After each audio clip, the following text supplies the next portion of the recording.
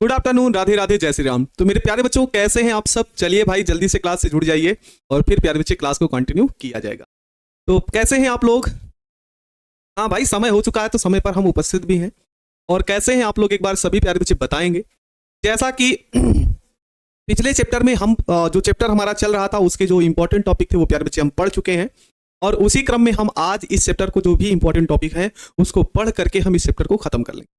मेरे प्यारे बच्चे, इस बात को आपको ध्यान में रखना है कि जो क्वेश्चन आपको बताए जा रहे हैं वो बहुत ही महत्वपूर्ण है और उसको अच्छे तरीके से आप लोग पढ़ाई को करते रहिए, याद करते। तो चलिए भाई, जल्दी से सभी प्यारे बच्चे एक बार जुड़ जाएं और फिर उसके बाद क्लास को, है ना, क्लास को कंटिन्यू किया जाएगा। ठीक है? कैसे हो आप सब? हम भी अब थोड़ा सा पहले से धीरे धीरे सही हो रहा है।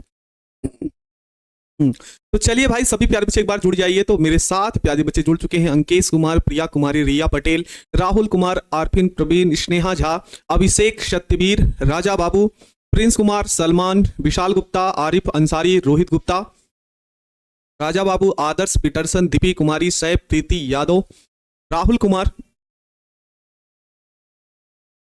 विशाल गुप्ता। तो मेरे सभी प्यारे बच्चों को गुड आफ्टरनून। तो प्यारे बच्चे कैसे हैं आप सब? एक बार सभी प्यारे बच्चे बताएंगे। और अभी ये चैप्टर आज खत्म हो जाएगा और कल हम 1 से 2 दिन की क्लास में हम खत्म करेंगे तत्वों का निष्कर्षण।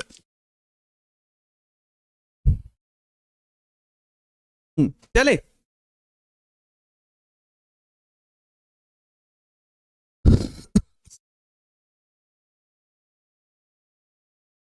कैसे हो आप सब?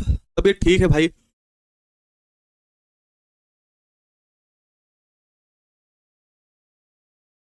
टोपी कहाँ गया? टोपी बगल में रखा है। ठीक है। और चले क्लास को शुरू किया जाए आज।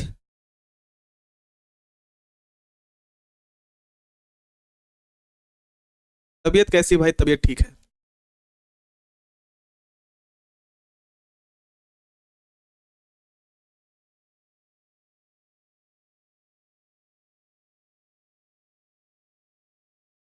चले क्लास को शुरू किया जाए।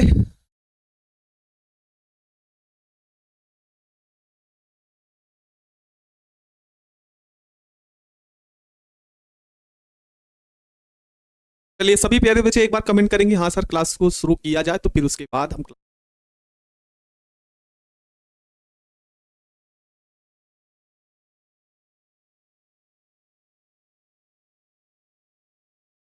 हाँ, हल्का पतले हो गए हैं। अच्छा, पतला हो गए। हाँ, तबीयत की वजह से, तबीयत की वजह से ऐसा कुछ हुआ है। बाकी ठीक है। चलिए प्यारे बच्चे, आज की क्लास को हम शुरुआत करते हैं। और 3 हेडिंग हमने आपको कल बताई थी प्यारे बच्चे कि वही हम हेडिंग पढ़ लेंगे, फिर इसके ऑब्जेक्टिव पढ़ेंगे और चैप्टर मेरा खत्म हो जाएगा। ठीक ना? यहीं से हम चल रहे थे प्यारे बच्चे, यहीं से हम शुरुआत किए थे, जिसमें हमने हर्डी सुलझे का नियम आपको बता दिए थे। ठीक ना? हर्डी सुलझे का नियम हम लोग पढ़ चुके थे। आज हमको पढ़ना है रक्षण और तथा रच्छी कोलाइड, और दूसरा पढ़ना है प्यारे बच्चों स्वर्ण संख्या, और चौथा आपका हो जाएगा वैद्युत कण संचलन। इन 3 को हम पढ़ने के बाद हम लोग क्लास समाप्त करेंगे और फिर उसके बाद हम पढ़ेंगे प्यारे बच्चों क्या, इसके ऑब्जेक्टिव क्वेश्चन। ठीक है ना? तो चलिए भाई, आगे आज हम देखेंगे रक्षण तथा रच्छी कोलाइड। देखो, इतना कुछ हम लिखे हैं वो बात की बात है ना, लेकिन अभी हम आपको चित्र द्वारा समझाएंगे तो आपको हर एक बातें क्लियर हो जाएंगी। ठीक ना? क्लियर हो जाएंगी प्यारे बच्चे। क्या होता है ध्यान से समझिए। देखो प्यारे बच्चे, एक होता है द्रव स्नेही कोलाइड और एक होता है द्रव विरोधी कोलाइड।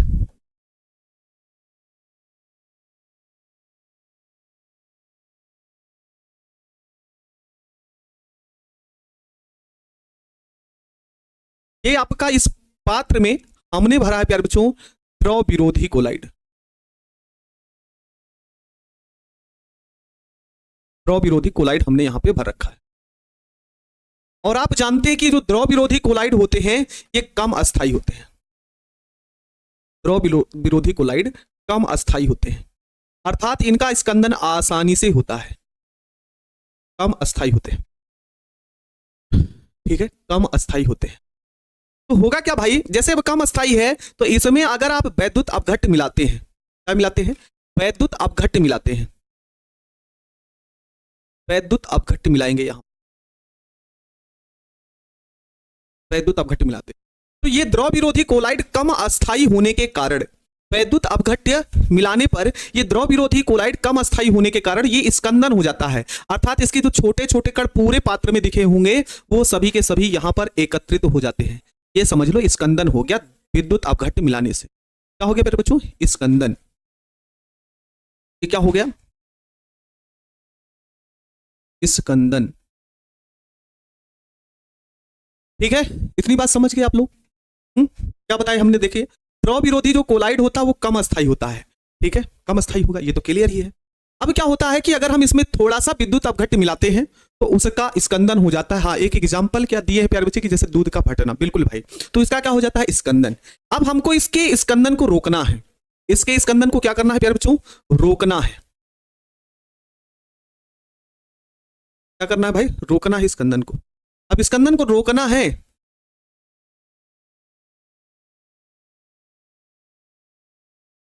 रोकना है तो पहले देखो इसमें भरा क्या गया है? भरा इसमें गया है द्रव विरोधी कोलाइड, द्रव विरोधी कोलाइड, द्रव विरोधी कोलाइड। क्या करते हैं प्यारे बच्चों? इसमें हम अलग तरीके से हम इस पात्र में इसको अस्थाई बनाने के लिए हम इसमें मिला देते हैं द्रव स्नेही कोलाइड। क्या मिला देते हैं पहले? द्रव स्नेही कोलाइड। इसको द्रव विरोधी कोलाइड को अस्थाई करने के लिए हम इसमें मिला देते हैं द्रव स्नेही कोलाइड। और द्रव स्नेही कोलाइड क्या करते हैं? इस पात्र है ना, इस कोलाइड के चारों ओर आकर एक लेयर बना लेते हैं। समझते हुए बात को चलिएगा। एक क्या बना लेते हैं? लेयर बना लेते हैं, जिससे अब इसमें क्या मिलाते हैं? विद्युत अपघट्य। क्या मिलाते हैं प्यारे बच्चों? विद्युत अपघट्य मिलाने पर विद्युत अपघट्य का कोई प्रभाव नहीं पड़ता है। अब जब हम इसमें विद्युत अपघट्य मिलाते हैं, ठीक है, क्या होगा प्यारे बच्चे? विद्युत अपघट्य जब हम इसमें मिलाते हैं तो इसका जो स्कंदन पहले हो जा रहा था विद्युत अपघट्य मिलाने पर, अब हुआ स्कंदन नहीं होता। तो इसका मतलब ये हुआ इसकी द्रव स्नेही कोलाइड आने पर, है ना, द्रव विरोधी कोलाइड की हो गई रक्षा। क्या हो गई प्यारे बच्चों? रक्षा हो गई। ठीक है ना? क्या हो गई? रक्षा हो गई। अब जब रक्षा हो गई तो हमने इसका नाम दे दिया भैया रक्षी कोलाइड। द्रव स्नेही कोलाइड का हमने नाम बदल दिया रक्षी कोलाइड, है ना? ठीक है। और यह जो प्रक्रिया होती है प्यारे बच्चों, इसे हम बोल देते हैं रक्षण। इसे हम क्या बोल देते हैं? रक्षण। बस खत्म हो गया।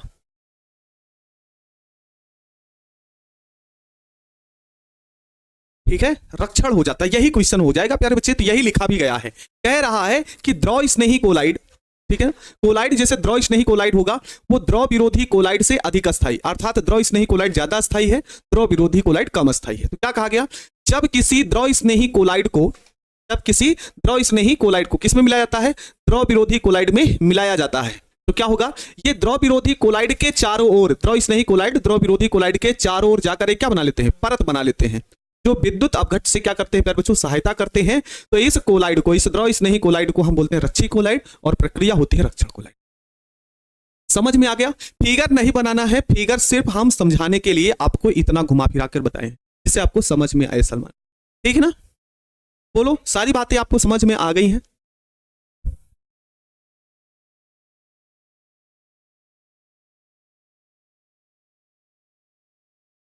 हाँ, चित्र बना दोगे तो ठीक है, उसमें कोई दिक्कत ना है, लेकिन चित्र आपको बनाना नहीं है।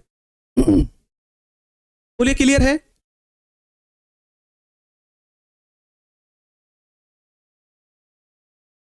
चलिए अब आगे हम लोग बढ़ते हैं।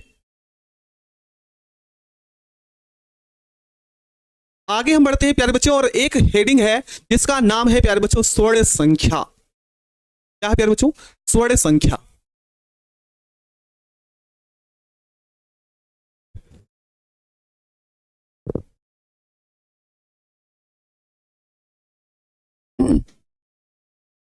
क्या बोलेंगे? स्वर्ण संख्या। ध्यान से समझिए, स्वर्ण संख्या कैसे याद करोगे आप लोग? तो प्यारे बच्चों यहां पर हमने लिया है एक कोलाइड। क्या लिया है? कोलाइड। ठीक है, ये हो जाएगा कोलाइड। और ये कोलाइड कैसा कोलाइड यहां पर हमने भरा है भैया? तो बोलेंगे सर 10 ml गोल्ड का, 10 ml गोल्ड। 10 ml क्या प्यारे बच्चों गोल्ड का। और ये कैसा कोलाइड है, ये कैसा कोलाइड है प्यारे बच्चों, तो इसे आप बोलेंगे द्रव विरोधी। क्या बोलेंगे प्यारे बच्चों, द्रव विरोधी। ठीक है, क्या है प्यारे बच्चों, द्रव विरोधी कोलाइड है।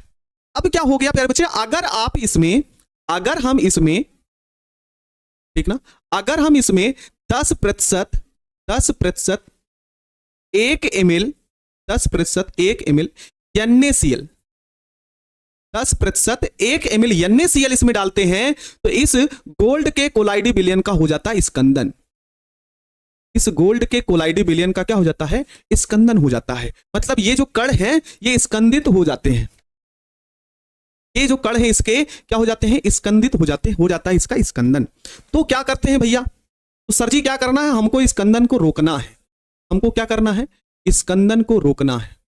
कैसे रोकोगे स्कंदन को, ध्यान से समझिए। स्कंदन को हम ऐसे रोकें, ठीक है। ये क्या है प्यारे बच्चों, ये है 10 ml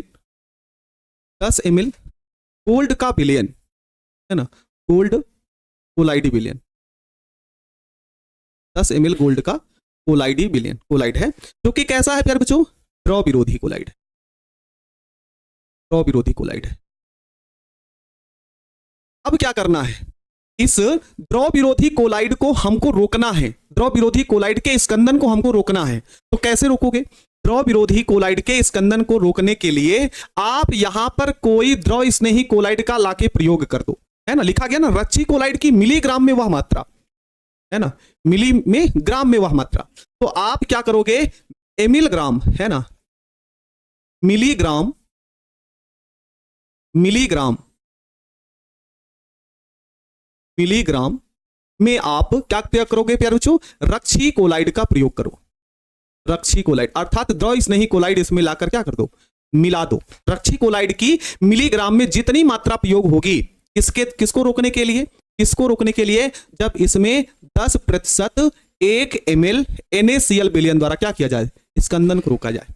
मेरे प्यारे बच्चे ध्यान से समझिए हम बोल क्या रहे हैं। हमने कहा कि भैया कि 10, इधर ध्यान दो पहले, 10 ml गोल्ड का जो द्रव विरोधी कोलाइडी विलयन है उसमें अगर हम 10% 1 ml NaCl घोलते हैं तो उसका स्कंदन हो जाता है, ठीक है ना। उसी स्कंदन को रोकने के लिए, इस स्कंदन की क्रिया को रोकने के लिए आपको रक्षी कोलाइड की मिलीग्राम में कितनी मात्रा की आवश्यकता होगी, ध्यान से समझिए। क्या बोले हमने, 10 ml गोल्ड के जो द्रव विरोधी कोलाइडी विलयन है उसमें अगर हम 10% 1 ml NaCl को डालते हैं तो उसका स्कंदन होता है। तो उसी स्कंदन की क्रिया को रोकने के लिए, उसी स्कंदन की क्रिया को रोकने के लिए मिलीग्राम में रक्षी कोलाइड की जितनी आवश्यकता होगी, मिलीग्राम में रक्षी कोलाइड की जितनी आवश्यकता होगी उसी को हम बोलते हैं प्यारे बच्चों स्वर्ण संख्या।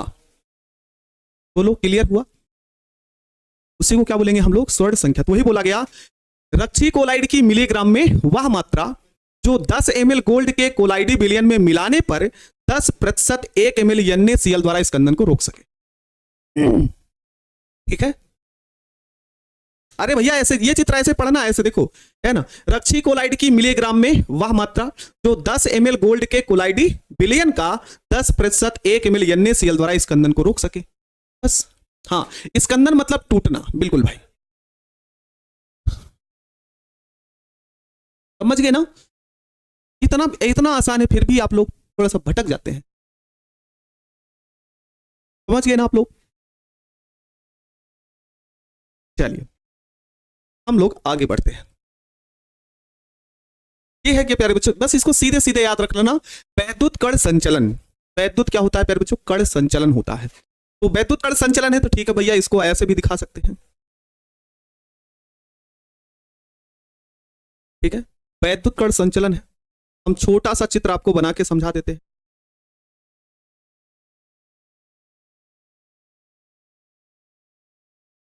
ये होता है,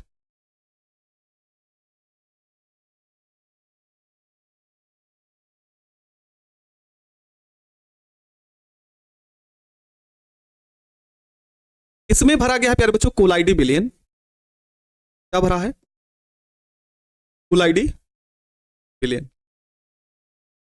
यहां पर एनोड जोड़ दिया, यहां पे कैथोड, यहां पर प्लस हो गया, यहां पर माइनस। प्यारे बच्चों जो कोलाइड होते हैं, जो कोलाइड होते हैं उनमें एक समान प्रकार का आवेश उपस्थित होता है। जो कोलाइड होते हैं उन पर एक समान प्रकार का क्या उपस्थित होता है, आवेश उत्पन्न होता है। तो मान लीजिए ये जो कोलाइडी विलयन भरा होता है इस पर प्लस चार्ज उपस्थित है, जो कोलाइडी विलयन है इसके कण है इस पर प्लस चार्ज उपस्थित है। तो कह रहा है भैया भैया प्लस चार्ज है और इन एनोड और कैथोड के मध्य अगर हम प्रवाहित करते हैं प्यारे बच्चों धारा, क्या प्रवाहित करते हैं, धारा प्रवाहित करते हैं। और जब धारा प्रवाहित करेंगे तो प्लस चार्ज होने के कारण ये किधर की ओर चलेंगे, एनोड की ओर, कैथोड की ओर चलेंगे। प्लस चार्ज होने के कारण ये किधर की ओर चलेंगे प्यारे बच्चों, तो ये कैथोड की ओर चलते हैं और इनका चलना ही कहलाता है वैद्युत कण संचलन, है ना। लिखा गया विद्युत क्षेत्र के प्रभाव में कोलाइडी कणों का एक या दूसरे इलेक्ट्रोड की ओर अभिगमन ही क्या कहलाता है, वैद्युत कण संचलन कहलाता है। समझ में आ गया ना प्यारे बच्चे। ये जो मान लेते हैं कि ये धनावेशित कण है, कोलाइड धनावेशित है, तो ये किधर की ओर चलेगा, माइनस की ओर चलता है और ये धनायन का माइनस इलेक्ट्रोड की ओर चलना ही क्या कहलाता है, वैद्युत कण संचलन कहलाता है। बोलिए समझ में आ गया।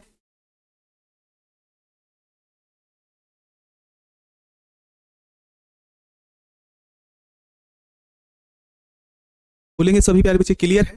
चलिए तो प्यारे बच्चे इसके जितने इंपॉर्टेंट टॉपिक हमको लगते थे कि हाँ भाई अभिगमन का मतलब चलना, भाई ठीक ना, नेहा कुमारी मेरी प्यारी बच्ची, अभिगमन का मतलब चलना, जितने हमको इंपॉर्टेंट टॉपिक लगते थे कि हाँ ये क्वेश्चन पूछे जा सकते हैं, ठीक ना, ये क्वेश्चन पूछे जा सकते हैं प्यारे बच्चे, तो उनको हमने आपको करा दिया सब्जेक्टिव में। ठीक है, अब हम इसके ऑब्जेक्टिव क्वेश्चन सॉल्व करेंगे और फिर ये मेरा चैप्टर क्या हो जाएगा प्यारे बच्चों, तो हो जाएगा। चलिए शुरुआत करें प्यारे बच्चे। अरे भैया राखी क्या है, कौन लिख रहा है, सर थोड़ा सा स्कंदन के बारे में समझा दीजिए। अच्छा ब्राउनी गति छोड़ दी, अरे भैया ब्राउनी गति छोड़ दिए हैं, तो ब्राउनी गति कितना आसान है, ब्राउनी गति, एक बच्चा पूछ रहा है सर ब्राउनी गति बता दीजिए। ब्राउनी गति बहुत कठिन टॉपिक थोड़ी है, छोटी छोटी डिफिनीशन तो आपको याद ही रखनी पड़ेगी भैया। कैसे सीधे लिख लेना, कोलाइडी कणों का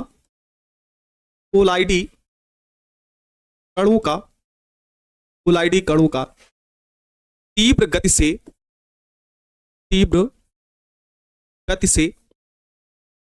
टेढ़े मेढ़े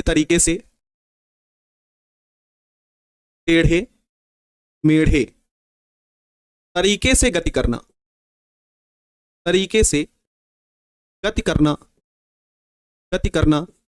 ब्राउनी गति कहलाता है। ब्राउनी गति कहलाता है।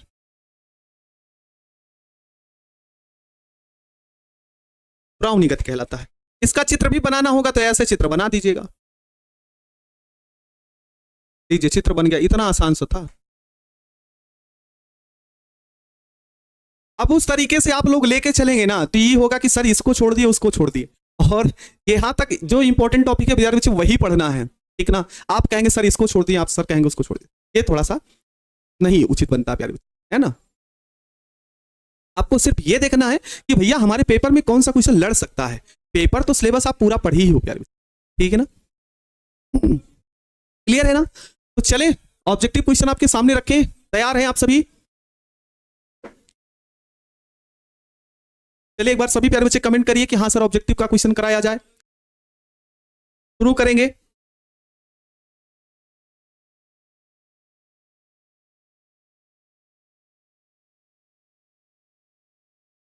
चलिए क्वेश्चन शुरू करते हैं प्यारे बच्चे ऑब्जेक्टिव के। चलिए पहले प्रश्न का सभी प्यारे बच्चे जवाब दीजिएगा बड़ी आसानी के साथ और बड़ी प्यार से हर प्रश्न का जवाब आप सभी देंगे। चलिए जवाब दीजिए। कह रहा भैया किसी अभिक्रिया में उत्प्रेरक का कार्य क्या होता है, अब है ना, उत्प्रेरक का कार्य क्या होता है आप सभी बताएंगे। हा? उत्प्रेरक का कार्य क्या होता है। तो प्यारे बच्चे जो उत्प्रेरक होता है वो अभिक्रिया की गति को बढ़ाता भी और घटाता भी है, अर्थात परिवर्तित करता है। तो ऑप्शन नंबर कौन सा सही होगा प्यारे बच्चों, ऑप्शन नंबर सही होगा, सी ऑप्शन एकदम सही होगा। अभिक्रिया के वेग को बढ़ाता है एवं घटाता है। काफी बच्चे इसमें गलती ये कर देंगे कि सर भैया बढ़ाता है, कुछ बच्चे को दिमाग में रहता है उत्प्रेरक सिर्फ अभिक्रिया की गति को बढ़ाता ही है। नहीं प्यारे बच्चे, वो बढ़ाता भी और घटाता भी है, इसलिए ऑप्शन नंबर सी एकदम सही हो जाएगा। चलिए अगले प्रश्न का जवाब दीजिए। भैया कह रहा है कि दूध निम्नलिखित में से किसका उदाहरण है। दूध निम्नलिखित में से है ना किसका उदाहरण? तो प्यारे बच्चे जो दूध होते हैं है ना, तो दूध होता है वह एक प्रकार का क्या है? पायस होता है। दूध एक प्रकार का क्या होता है? पायस होता है। अब पायस होते क्या है प्यारे बच्चे? अभी एक बच्चा बोला सर पायस होते क्या है, तो मेरे प्यारे बच्चे पायस जो होता है एक होती है कोलाइड में, एक होती है परिक्षिप्त प्रवस्था। क्या होता है प्यारे बच्चों? परिक्षिप्त प्रवस्था। और दूसरा होता है परिक्षेपण माध्यम। क्या होता है दूसरा? परिक्षेपण माध्यम।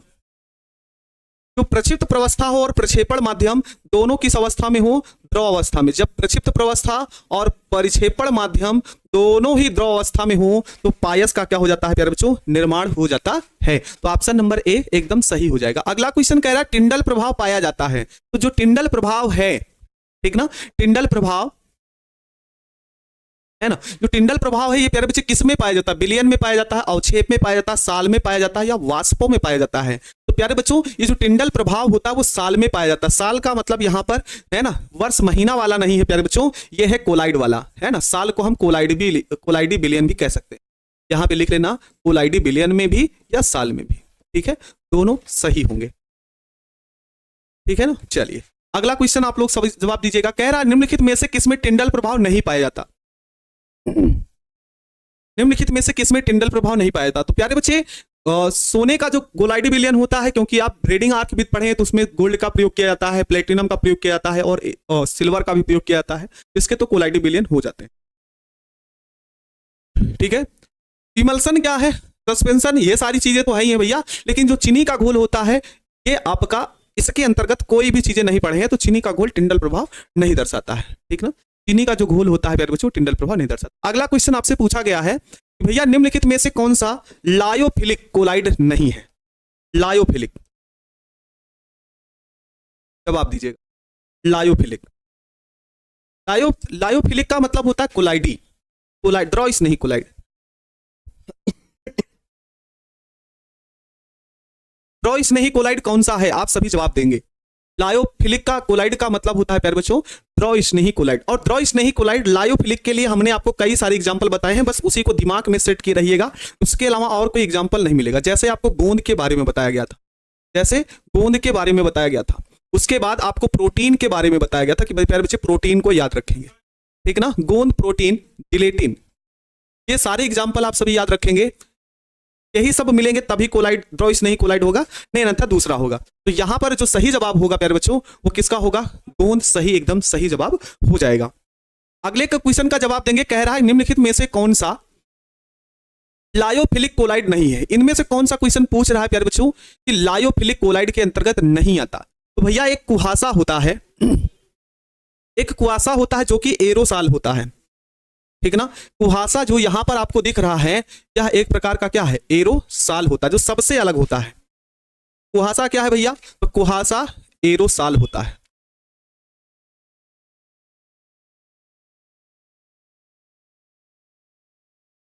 ठीक ना। कुहासा एक क्या है प्यारे बच्चों? एरोसाल होता है। चलिए अगला क्वेश्चन आपसे पूछा गया है कि कोलाइडी कणों का आकार निम्नलिखित में से किसके मध्य होता है? कोलाइडी कणों का आकार निम्नलिखित में से किसके मध्य होता है? ठीक है भैया, तो कोलाइडी कणों का आकार जो होता है वह होता है 10⁻⁻5 से 10⁻⁻7 सेंटीमीटर के बीच में। अच्छा, यहां पर एक और अगर सेंटीमीटर में ना दिया जाए तो नैनोमीटर में, तो 1 नैनोमीटर से वो लगभग होता है प्यारे बच्चों 1000 नैनोमीटर के बीच में। 1 नैनोमीटर से लेकर करके 1000 नैनोमीटर के बीच में होता है। अगले प्रश्न का जवाब देंगे प्यारे बच्चे। कह रहा है कि निम्नलिखित में से किस विधि के द्वारा कोलाइडी विलयन का शोधन किया जाता है? तो प्यारे बच्चे कोलाइडी विलयन का जो शोधन होता है, ठीक ना, इस कोलाइडी विलयन का जो शोधन होता है उसको हम अपोहन द्वारा भी करते हैं, है ना। अपोहन द्वारा, अपोहन द्वारा विद्युत, इसी का जब अपोहन विद्युत द्वारा किया जाता है तो उसे आप विद्युत अपोहन कहते हैं, विद्युत अपोहन भी इसी का नाम बोल देते हैं। और एक होता है अति सूक्ष्म निस्यंदन, अति सूक्ष्म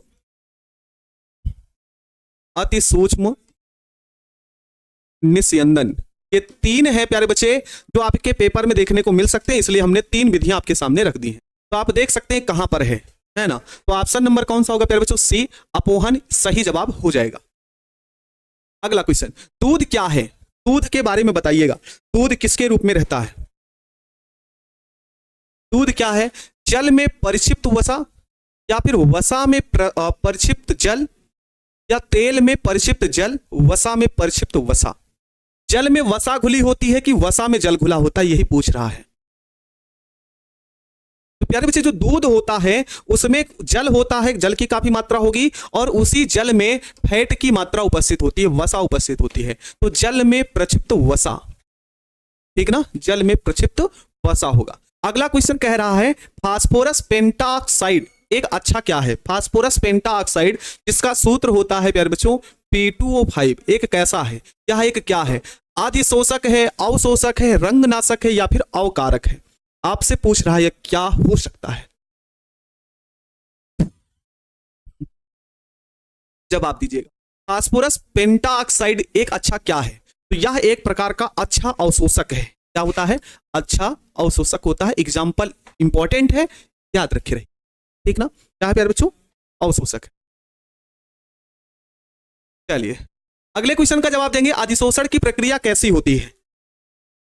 सभी प्यारे बच्चे जवाब देंगे, अधिशोषण की प्रक्रिया कैसी होती है? तो प्यारे बच्चे, जो अधिशोषण होता है, जो अधिशोषण होता है, यह कैसी प्रक्रिया होती है? तो भैया यह पृष्ठीय घटना होती है, पृष्ठीय या सतही जिसे बोल सकते हैं। बोलेंगे हाँ सर। ये कैसा होता है? तो ये होता है ऊष्माक्षेपी। कैसा होता है? ऊष्माक्षेपी भी होता है। ये सारी बातें इसमें देखने को मिलती हैं। तो कैसा भैया? ऊष्माशोषी तो होगा नहीं, ऊष्माशोषी होगा नहीं, पृष्ठीय घटना तो मिल गया है ना, पृष्ठीय घटना तो मिल गया, ऑक्सीकरण और अवकरण नहीं होगा। चलिए भाई 11 का कौन सा हो गया? सही जवाब बी हो जाएगा। अगला क्वेश्चन कह रहा अधिशोषण में जो मुक्त ऊर्जा होती है वो क्या कहलाती है? अधिशोषण जो होता है उसकी जो मुक्त ऊर्जा होती है वो क्या कहलाती है?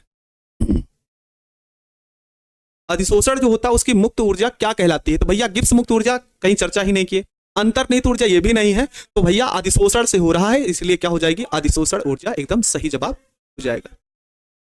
अगला क्वेश्चन कह रहा है कि जो पदार्थ जल का पृष्ठ तनाव कम कर देते हैं कहलाते हैं। इसका सभी प्यारे बच्चे जवाब देंगे, इस प्रश्न का सभी प्यारे बच्चे जवाब देंगे, और मुझे उम्मीद है कि इस प्रश्न का सभी प्यारे बच्चे अच्छे तरीके से जवाब देंगे।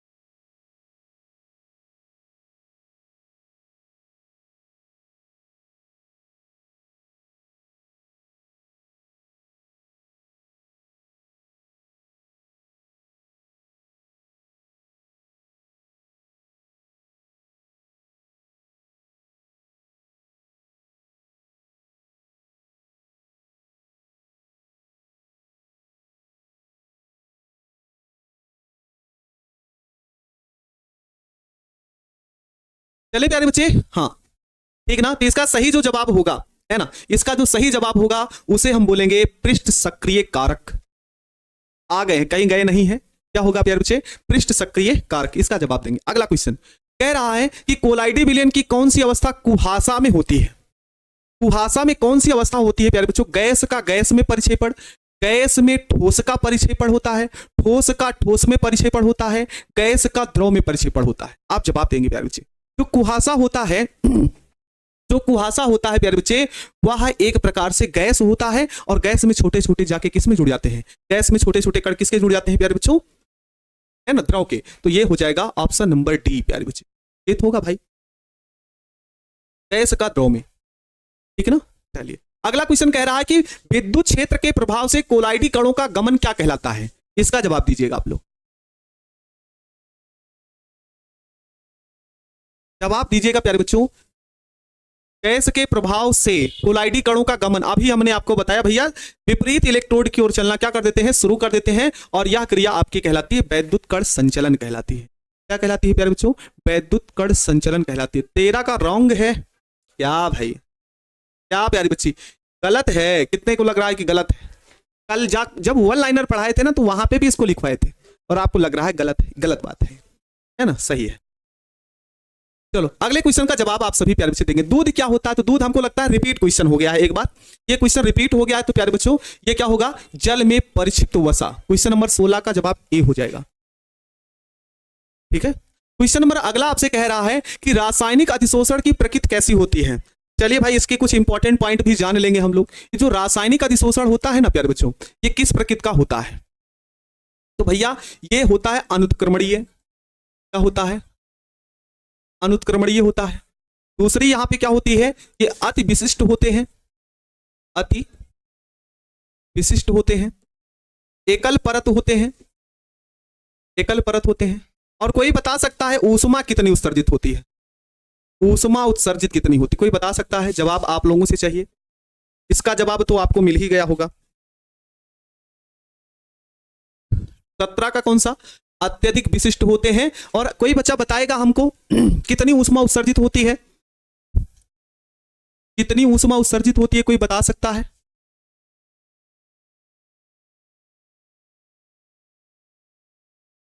हाँ 80 से 240। हाँ कहीं अलग अलग बुकों में अलग अलग दिया गया है, लेकिन जो एनसीईआरटी के हिसाब से है प्यारे बच्चों वो 20 से लगभग कितना है? 280 तक है कि 240 तक है? बताइए ना। 240 तक है। 80 से 240 है कि 20 से 240 है? बताइए ना। 80 से कि 20 से? देखो कितने ऑप्शन अलग अलग आ रहे हैं। कोई कह रहा 20 से, कोई कह रहा 30 से। अच्छा अच्छा अच्छा अच्छा, बड़े भाई आप लोग कंफ्यूजन वाले निकल गए। कल वाली लाइन हमको नहीं लगता है कि आप लोग पढ़े हैं। ये देखिए, ये वाली लाइन देखिए ना बाबू, ये लिखा गया 30 से 240। इसका सही जवाब होगा। आप बताइए, इतने कंफ्यूज होते हैं। 30 से 240, 20 से नहीं प्यारे बच्चों, ये होगा कितना? 30 से 240, 30 से 240।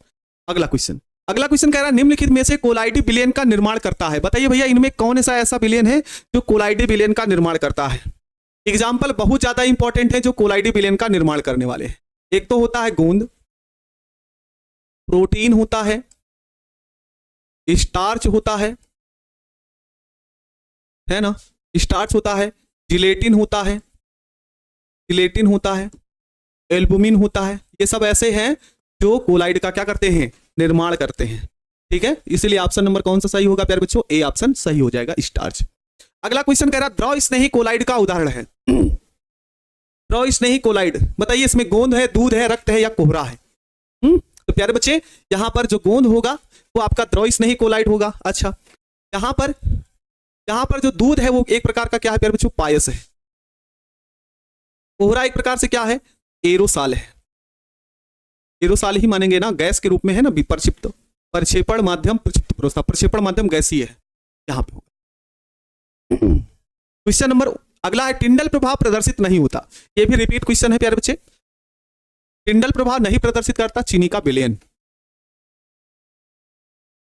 अगला क्वेश्चन कह रहा अधिशोषण में आबंध बल की प्रकृति कैसी होती है? अधिशोषण में कैसी प्रकृति होती है? कोई बता सकता है? चलिए इस प्रश्न का जवाब आप दीजिएगा, है ना। इस प्रश्न का सभी प्यारे बच्चे जवाब आप सब देंगे। क्या है भैया कि अधिशोषण में आबंध बल की प्रकृति कैसी होती है? वांडर वाल आबंध होता है, रसायन आबंध होता है, दोनों भौतिक एवं रसायन आबंध दोनों होते हैं, कुछ भौतिक एवं कुछ रसायन आबंध। प्यारे बच्चे आप जानते हैं कि जो अधिशोषण होता है वो दो प्रकार के होता है, भौतिक अधिशोषण और रासायनिक अधिशोषण। तो इसका जवाब भी भैया दोनों ही पाए जाएंगे, भौतिक बंध भी होगा और रासायनिक आबंध भी होगा। ठीक है ना। चलिए क्वेश्चन नंबर अगला कह रहा द्रव विरागी कोलाइड कौन सा है? द्रव विरागी कोलाइड, तो भैया द्रव स्नेही के बारे में हमने आपको 3 बातें बताई, जिलेटिन भी है, स्टार्च भी और गोंद भी है। तो बचा कौन सा इसका सही जवाब? है ना, सिर्फ आपका सल्फर बच रहा है, यह द्रव विरागी हो जाएगा। क्वेश्चन नंबर अगला फॉग जिसे बोलते हैं धुंध। धुंध में क्या होता है? धुंध में क्या होगा भैया? धुंध धुआं जिसे बोलेंगे। तो धुआं में क्या होता है प्यारे बच्चे? गैस होता है, गैस होता है ना, गैस होता है। और गैस में क्या होगा? द्रव के कुछ कण उपस्थित होंगे। गैस होगा और गैस में कुछ क्या होंगे? द्रव के कण उपस्थित होंगे। धुंध गैस में द्रव हो जाएगा। अगला क्वेश्चन कह रहा है दूध पायस के इमल्सन के उदाहरण है, इनमें परिक्षेप्य होता है। दूध और जो वसा है वो इमल्सन के उदाहरण है। तो एक होती है प्रक्षिप्त प्रवस्था और एक होता है परिक्षेपण माध्यम। तो आपसे पूछ रहा परिक्षेप्य क्या है? परिक्षेपण माध्यम पूछ रहा है। तो भैया वसा तो आपका प्रक्षिप्त प्रवस्था होती है तो प्रक्षेपण माध्यम क्या हो जाएगा आपका जल, एकदम सही जवाब हो जाएगा। अगला क्वेश्चन कह रहा है कि द्रवरागी साल की रक्षक शक्ति किस पर निर्भर करती है? रक्षण शक्ति किस पर निर्भर करती है भैया, आपको बताना है। हार्डी नियम के अनुसार, वैद्युत आवेश के अनुसार, स्वर्ण संख्या के अनुसार, या कोलाइडी कणों के आकार के अनुसार? तो जो रक्षण शक्ति निर्भर करती है वो किसके आधार पर है प्यारे बच्चे, है ना, इसके बारे में आपको बताना है। तो स्वर्ण संख्या, जो रक्षण संख्या निर्भर करती है, रक्षण जो होती है वो किसके आधार पर होती है? स्वर्ण संख्या के आधार, स्वर्ण संख्या के अनुसार निर्भर करती है। अगला क्वेश्चन कह रहा 26, कोलाइड में कह रहा, कोलाइड होते हैं एक माध्यम से दूसरे माध्यम में अवक्षेप के रूप में, दो माध्यम प्रक्रम होते हैं, वास्तविक विलयन होते हैं, केवल जल में घुलनशील होते हैं। जो कोलाइड होते हैं उसमें दो प्रवस्थाएं होती हैं, प्रक्षिप्त प्रवस्था और प्रक्षेपण माध्यम। दो प्रक्रमों का क्या होता है? माध्यम होता है। चलिए अगले क्वेश्चन का जवाब आप सभी देंगे प्यारे बच्चे। कह रहा दूध क्या है? तो दूध एक प्रकार का इमल्सन है जिसे हम बोलते हैं प्यारे बच्चों पायस कहते हैं। इसे हम क्या बोलते हैं? पायस बोलते हैं। अगला क्वेश्चन कह रहा है कि कोलाइडी अवयवों का टिंडल प्रभाव होता है, कोलाइडी अवयवों का टिंडल प्रभाव होता है आवेश के अनुसार, प्रकाश विकिरण के अनुसार, प्रकाश अवशोषण के अनुसार, प्रकाश परावर्तन के अनुसार। यहां से क्वेश्चन ये पूछ रहा है कि जो कोलाइडी विलयन होते हैं, है ना, कोलाइडी अवयव होते हैं वो टिंडल प्रभाव किसके कारण से प्रदर्शित करते हैं? तो आपका सही जवाब होगा प्यारे बच्चे कि इसका जो विकिरण होता है ना, प्रकाश का प्रकीर्णन होता है, विकिरण होता है, उसी के कारण प्यारे बच्चे क्या होगा?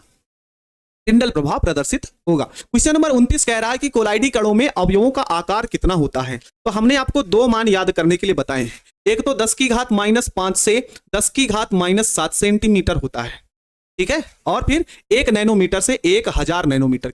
बस यही सही जवाब हो जाएगा। क्वेश्चन नंबर अगला कह रहा है निम्नलिखित में से रसायन अधिशोषण में लागू नहीं होता। मतलब इनमें कौन सी ऐसी क्रिया है जो रसायन अधिशोषण पर लागू नहीं होता है? बताएंगे इसमें। अधिक अवशोषण, उत्क्रमणीय प्रकृति, उच्च तापमान और बहुआण्विक परत। बताइए यानी बच्चों, अधिशोषण हो रहा तो अधिक अधिशोषण हो सकता है ना, अधिक अधिशोषण क्या कर सकते हैं? अधिक अधिशोषण हो सकता है, बिल्कुल भाई हो सकता है। उच्च तापमान, जैसे एकल परत होती है, जैसे अभी हमने आपको पढ़ाया था ना प्यारे बच्चों, एकल परत होती है ना, लेकिन एकल परत के साथ साथ हमने आपसे बताया था कि कभी कभी ऐसे ऑप्शन आपको देखने को मिल जाएंगे तो एकल परत और बहु परत के नाम से भी बोलेगा, है ना, तो दोनों पॉइंट हो सकते हैं प्यारे बच्चे। यहाँ पे भी इसको भी बहुआण्विक परत भी मान लिया जाएगा कि भैया कोई जरूरी नहीं एकल परत ही लेकर चले। तो कौन सा होगा भैया? तो रासायनिक अधिशोषण में कभी उत्क्रमणीय प्रकृति नहीं हो सकती, बहुआण्विक परत हो सकती है ना, कोई कंडीशन होगी जहां पे बहुआण्विक परत हो सकती है, लेकिन कभी भी उत्क्रमणीय प्रकृति नहीं होगी। अगला क्वेश्चन कह रहा है कोलाइडी का शुद्धिकरण किया जाता है तो किसके द्वारा किया जाता है? जमाव विधि से, पेप्टाइज विधि से, स्कंदन विधि से, अपोहन विधि से। तो भैया हमने आपको बताया था कोलाइडी विलयन का जो शोधन होता है वह किया जाता है अपोहन विधि से। अगला क्वेश्चन कह रहा है निम्नलिखित में से चारकोल द्वारा अधिक अवशोषित होने वाली गैसें कौन सी होती हैं? अधिक अवशोषित होने वाली गैसें आप लोग कुछ एग्जांपल याद रखिएगा, जैसे NH3 होता है, जैसे SO2 होता है। और हमने आपको क्लास में 1 लाइनर भी लिखवा के रखा है कि कौन सी गैसें ज्यादा अधिशोषित होती हैं और कौन सी कम अधिशोषित होती हैं। तो SO2 आपका सही जवाब हो जाएगा प्यारे बच्चे, ठीक ना, 1 लाइनर जाके देख लेना आप, SO2। अगला क्वेश्चन कह रहा साल के कणों द्वारा प्रदर्शित ब्राउनी गति का गुण, है ना, कह रहा है साल के कणों द्वारा प्रदर्शित ब्राउनी गति गुण है, क्या है भैया? ब्राउनी गति गुण क्या है? गतिज ऊर्जा है, गति करने की क्षमता है, गतिज है। क्वेश्चन नंबर अगला कह रहा है निम्नलिखित में से भौतिक अतिशोषण का गुण नहीं है। कौन सा भौतिक अतिशोषण का गुण नहीं है? इसका जवाब आप सभी को देना है। चलिए जवाब दीजिए, भौतिक अधिशोषण कौन सा नहीं होगा? आप सभी जवाब देंगे। 34 का कौन सा होगा? ताप बढ़ाने पर भौतिक अधिशोषण बढ़ता है, यही तो गलत है, ताप बढ़ाने पर भौतिक अधिशोषण घटता है ना, कह रहा गुण नहीं है भैया। अधिशोषण सतत प्रक्रम है, होता रहता, ठीक है। एंथैल्पी और एंट्रोपी ऋणात्मक हो सकती है, भी सही है, ऊर्जा बाहर निकलेगी, अव्यवस्था भी रहेगी, ठीक है। एंथैल्पी जो ऊर्जा में परिवर्तन होता है उसमें भी घटता बढ़ता रहता है। एंट्रोपी का मतलब अव्यवस्था, है ना, जुड़ेगा कण हटेगा कण, अव्यवस्था होती रहती है। ठोस पर अधिशोषण उत्क्रमणीय होता, बिल्कुल सही है भाई। तो पहला वाला ही क्या है प्यारे बच्चों? गलत है। ताप बढ़ाने पर जो भौतिक अधिशोषण होता है वो बढ़ता नहीं है, क्या होता है? घटता है। चलिए अगले प्रश्न का जवाब आप देंगे, कोलाइडी विलयन के वर्गीकरण का आधार क्या है? मतलब जो कोलाइडी कणों का जो वर्गीकरण करते हैं वो किसके आधार पर करते हैं? आणविक के आधार पर, कार्बनिक तत्व या अकार्बनिक प्रकृति के आधार पर, पृष्ठ तनाव मान पर या पीएच मान पर। तो प्यारे बच्चों जो कोलाइडी कण होते हैं, हमने आपको शुरुआत में ही बताया था कि जो कोलाइड होते हैं वो कोई पदार्थ नहीं है, बल्कि पदार्थ की क्या होती है? अवस्था होती है जो कणों के आकार पर निर्भर करती है। तो कणों के आकार पर निर्भर करती है। अगला क्वेश्चन कह रहा है प्यारे बच्चों, कोलाइड साल होता है, वास्तविक होता है, स्कंदन होता है, विषमांगी होता है या समांगी होता है? तो ये भी हमने आपको बताया था कि जो कोलाइडी साल होते हैं प्यारे बच्चों वो विषमांगी प्रकृति के होते हैं, अर्थात वो सब विषमांगी साल होते हैं। चलिए अगला प्रश्न है, कह रहा है कि निम्नलिखित में से ब्रेडिंग आर्क विधि में प्रयुक्त नहीं होता। तो ब्रेडिंग अगर आर्क विधि हम लोग कर रहे हैं तो उसमें कुछ धातुएं आपको याद रखनी पड़ेंगी, जैसे प्लेटिनम हो गया, सोना हो गया Au, और क्या हो गया प्यारे बच्चों Ag हो गया। ये ऐसी धातुएं हैं जिसका उपयोग हम ब्रेडिंग आर्क विधि में करते हैं। ब्रेडिंग आर्क विधि में करते हैं तो कौन सा नहीं है प्यारे बच्चों? Fe इसका सही जवाब हो जाएगा। अगला क्वेश्चन, निम्नलिखित में से सही मिलान किसका है? सही मिलान किसका है आप बताएंगे? मिलान किसका सही है? इमल्सन दही नहीं भैया, दूध रहेगा तभी इमल्सन होगा, नहीं तो नहीं होगा। छाग मिष्ट, मिष्ट पता नहीं क्या है। इस ठोस साल, ठोस साल के अंतर्गत जैसे रंगीन पत्थर आदि ऐसे चले आते हैं ठोस साल। तो एरोसाल एक प्रकार का क्या है भैया? उसे धुआं है। एरोसाल क्या बनेगा? धुआं बनेगा। एरोसाल क्या बनेगा? धुआं बनेगा। ये सही हो जाए, एरोसाल का मिलान धुआं से होगा, एकदम सही जवाब हो जाए। चलिए भाई 38 प्रश्नों में आपके कितने सही हुए? 38 प्रश्नों में आपके कितने सही हुए? और ये आप लोग जरूर बताइएगा कि जो वन लाइनर क्वेश्चन आपको दिए जाते हैं क्या उसका बेनिफिट आपको बढ़िया तरीके से मिल रहा है कि नहीं मिल रहा है, इसका भी कमेंट आप लोग, ताकि उस वन लाइनर लिखने के लिए आप समझिए कि जब हम ऐसे नोट्स तैयार करते हैं तो उसके लिए उतना समय नहीं लगता जितना वन लाइनर लिख। कितना सही हुआ आप सभी प्यारे बच्चे? 33, 33, 36, 32, 25, 34, 30, 32, 30 प्लस। चलिए ठीक है, बात है। चलिए बहुत सही है, इतने मेहनत करते रहिए भाई। 5 गलत हो गया कोई बात ना है, मेहनत करते रहिए।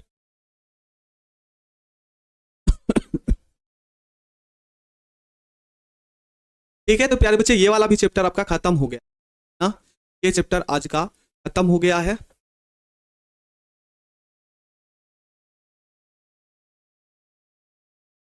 चलिए ठीक है प्यारे बच्चों, तो क्लास कैसा लगा आप लोग जरूर बताइएगा। और कल हम लोग करेंगे तत्वों का निष्कर्षण। वो लेसन छोटा सा है, उतना इंपॉर्टेंट भी नहीं है। क्वेश्चन ऐसा नहीं कि पूछे नहीं जाते, पूछे जाते हैं। तो जो क्वेश्चन पूछे जाते हैं उन्हीं पर हम बातें करते हुए हम उस चैप्टर को जल्दी से खत्म कर लेंगे। फिर हमारा जो इंपॉर्टेंट टॉपिक है जहां से कम 20 से 25 नंबर के क्वेश्चन हमारे पूछे जाते हैं, जिसका नाम है पी ब्लॉक। पी ब्लॉक को हम पूरे एकदम होश पास में बढ़िया तरीके से करने वाले हैं। 32 एक बार देखिए, 32 में क्या दिक्कत है बाबू?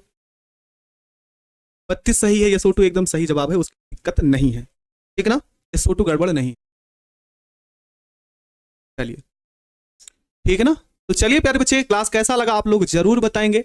और अपना ध्यान रखिएगा और अच्छे तरीके से जो क्वेश्चन आपको बताए जाए उन पर रोज प्रैक्टिस करिए। कहा जाता है जितना ज्यादा प्रैक्टिस करेंगे उतना ज्यादा आप पेपर में बढ़िया तरीके से परफॉर्मेंस अपना दिखाएंगे। तो चलिए प्यारे बच्चे, मिलते हैं कल नई क्लास में। तब तक के लिए मेरे सभी प्यारे बच्चों को गुड आफ्टरनून, राधे राधे, जय।